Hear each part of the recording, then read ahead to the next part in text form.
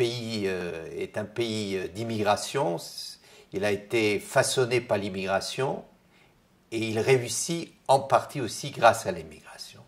Et je suis donc très heureux que les jeunes ont bien compris cela et qu'ils voient l'immigration comme une source positive. Les systèmes éducatifs sont des tankers qu'il n'est pas facile de bouger rapidement, mais il faut résolument engager cette transformation.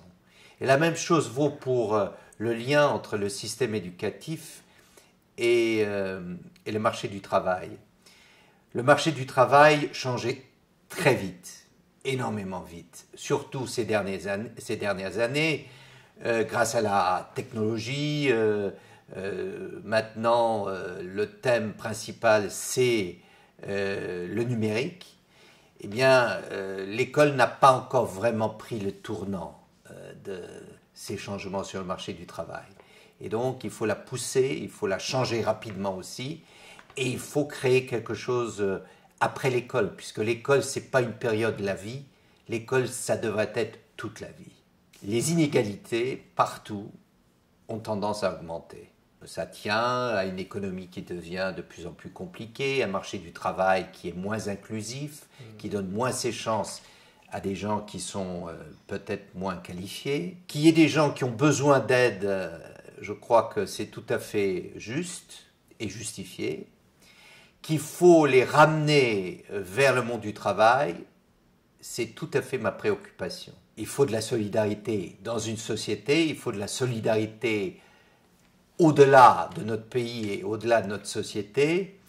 Il faut bien sûr éviter tous les abus de ceux qui essaient de profiter de la solidarité. Et je crois que c'est cela qu'il faut viser. Que les jeunes souhaitent un engagement, c'est très lié à leur approche de la solidarité. Je crois qu'il y a déjà des possibilités en matière d'ONG, en matière de services organisés par le ministère de la Jeunesse, le service volontaire. Je considère aussi cela comme un grand plus, parce que je pense que cet engagement des jeunes pour des bonnes causes montre que les jeunes sont beaucoup plus conscients des problèmes et sont beaucoup plus engagés. La grande faiblesse au Luxembourg, c'est le logement. On essaie maintenant de corriger ce qui a été raté pendant des décennies. C'est bien sûr une entreprise qui ne va pas réussir du jour au lendemain, mais c'est un des problèmes majeurs pour les jeunes, notamment, qu'il faut absolument résoudre. Sur l'emploi, je comprends les jeunes, puisque le marché du travail est devenu plus compliqué.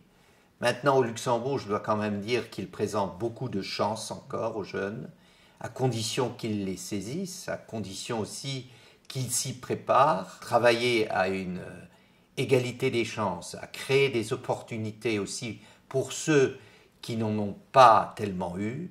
Je crois que les jeunes s'engagent pour ça, que les jeunes veulent ça, ça aussi, ça me rend plutôt optimiste.